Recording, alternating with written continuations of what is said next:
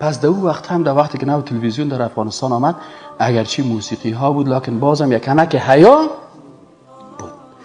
اینال شما ببینید در قسمت فتاوایی که مثلا در زمان پیغمبر هم در باری موسیقی فتوا داده میشد، به او قسم موسیقی فتوا داده میشد.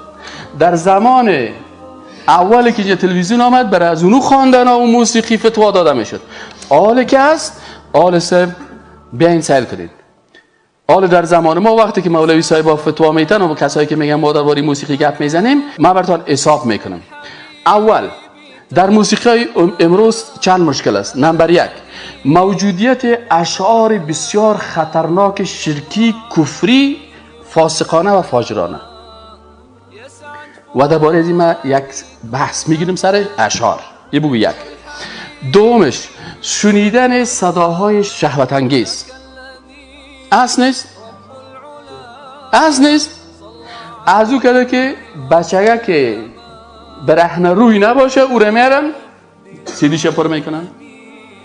از او کده که دختر زیبا نباشه، سابق خوب بود یک هنرمند بود روش چکی، شاعرم برش میگفت که کاش تیره چهره पे داغ چک होते را تو है رویت خود سیاه هست اسم ستاره بی होते.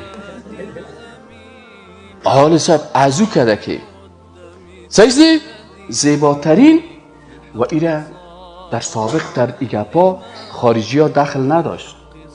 آل خارجی بر از او دختره که از خانه خود میگروزه، خانه مچم دیگه، خانه نقطه خود مردم افغانستان بازو خانه را برن سیل کنن که خانه چی است. به هر صورت اینال صاحب اون دختر که زیبایی را پیدا میکنن او را میارن با دلاری ماش میتن تا کو کلپایشه جور بکن. پس یک حرام موجودیت شعرهای فاسقانه و فاجرانه و شرکی و کفری، یک گناه در یک پارچه موسیقی. دوم شنیدن صداهای شهوت انگیز. صحیح نه؟ چند گناه شد در یک پارچه موسیقی؟ 2 گناه نه؟ 2 حرام. خب حال بعضی کسا میگن موسیقی حلال است یا حرام است. حال من برش میگم که سگو که چند تا حرام است، باید بگو که نگو که موسیقی حرام است، بگو در موسیقی چند تا حرام است. این دو تا حرام. سوم موجودیت پسران خردسال و زنان و دختران. حلال است یا حرام؟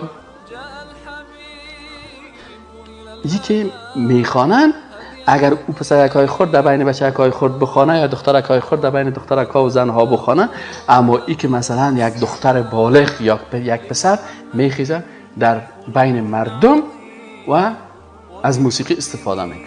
اصل نیست. 4 حرامش رقص ها. صحیح نیست؟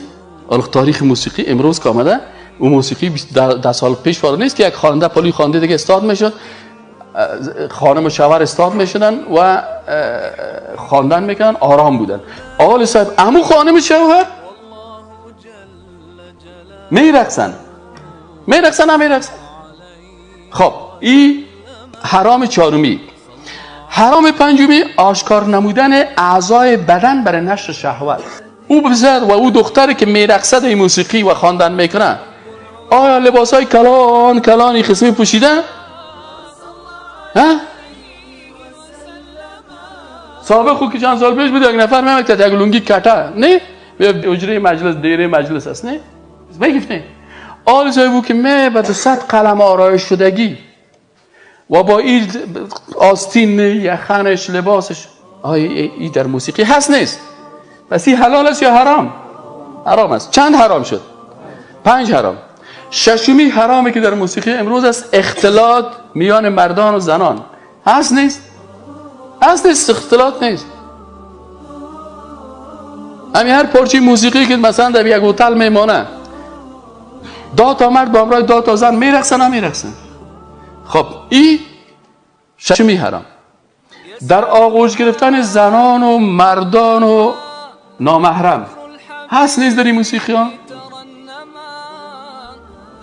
خود تو تعریف نیست که قرار آرام 6 تا آرام قرار استاد است یا تنها خودش رقصیده میره. او خود بره 16 قسم ملاق میته.